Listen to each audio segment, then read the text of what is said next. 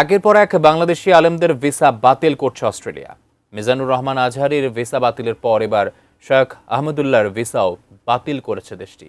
আর এই খবরে উদ্বেগ বেড়েছে দেশের ধর্মীয় অঙ্গনে। কিন্তু প্রশ্ন হলো, হঠাৎ কেন বাংলাদেশি আলেমদের পিছু নিল অস্ট্রেলিয়া সরকার? বিস্তারিত আরিফ হাসানের প্রতিবেদনে। বর্তমান পৃথিবীর সবচেয়ে আতঙ্কিত নাম বিশ্বের একমাত্র ইহুদি জাতীয়তাবাদী রাষ্ট্র ইসরায়েল। যুদ্ধবাজ এই দেশ অস্থির করে তুলেছে বিশ্ব রাজনীতিকে। অভিযোগ রয়েছে মুসলমানদের বিরুদ্ধে গভীর ষড়যন্ত্রের। বর্তমান ফিলিস্তিন, সিরিয়া, ইরান, লেবানন সহ মধ্যপ্রাচ্যের বিভিন্ন মুসলিম দেশে নারকীয় আগ্রাসন অব্যাহত রেখেছে দেশটি। ঐতিহাসিকভাবেই মুসলমানদের সাথে মতবিরোধ কিংবা দ্বন্দ্ব রয়েছে ইহুদিদের। পবিত্র কোরআনে এই জাতির বিশ্বাসঘাতকতার বর্ণনা দিয়েছেন স্বয়ং আল্লাহ রাব্বুল আলামিন। কোরআনে সরাসরি ও পরোক্ষভাবে অসংখ্যবার উল্লেখিত হয়েছে এই জাতির কথা। এমনকি বনী ইসরায়েল নামে একটি সূরাও নাজিল হয়েছে। এছাড়া কিয়ামত পূর্ববর্তী সময়ে অর্থাৎ শেষ জামানার জন্য অসংখ্য ভবিষ্যৎবাণী করে গেছেন নবী মুহাম্মদ সাল্লাল্লাহু আলাইহি ওয়াসাল্লাম। এমনকি কিয়ামতের আগে মুসলিম এবং ইহুদিদের মধ্যে যুদ্ধের কথাও ভবিষ্যৎবাণী করা হয়েছে। তাই ঘুরে ফিরে ইসলাম ধর্মীয় আলোচকরা বিশ্ব রাজনীতি বিশ্লেষণে কোরআন ও হাদিস থেকে এই জাতিকে নিয়ে আলোচনা করে। 32 ইঞ্চি জেভিকো টিভি এখন মাত্র 15,000 টাকায়, সাথে পাচ্ছেন 3 বছরের প্যানেল ওয়ারেন্টি।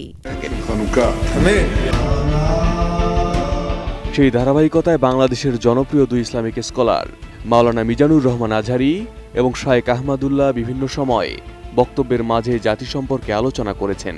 আর সেই সব বক্তব্যকে দায়ী করে এই দুই ইসলামিক আলোচকের ভিসা বাতিল করেছে অস্ট্রেলিয়া।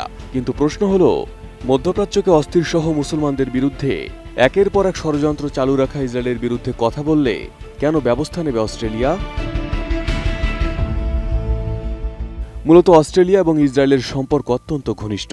ফিলিস্তিনে মানবাধিকারের পক্ষে কথা বললেও ইসরায়েল রাষ্ট্রের প্রতিও দুর্বলতা রয়েছে ক্যানবেরার, এবং জায়নিজমের মৌলিক দিক অর্থাৎ ইহুদিদের জন্য রাষ্ট্র থাকার ধারণাকেও গুরুত্ব সহকারে দেখে দেশটি।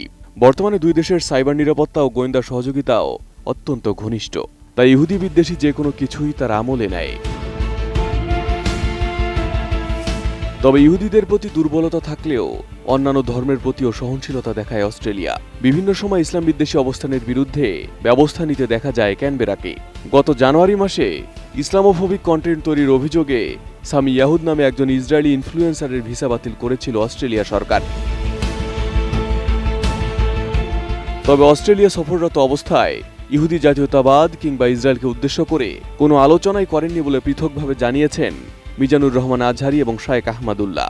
এ ঘটনায় বাংলাদেশি আলেমদের অস্ট্রেলিয়া এভাবে চিহ্নিত করার পেছনে কিছু নির্দিষ্ট স্বার্থান্বেষী মহল ও নাস্তিক্যবাদী পক্ষকে দোষী করেছেন মাওলানা মিজানুর রহমান আজহারী, যারা পরিকল্পিতভাবে একজোট হয়ে পুরনো বিচ্ছিন্ন বক্তব্যকে প্রেক্ষাপটহীনভাবে তুলে এনে প্রশাসনিক সিদ্ধান্তে প্রভাব বিস্তার করেছে।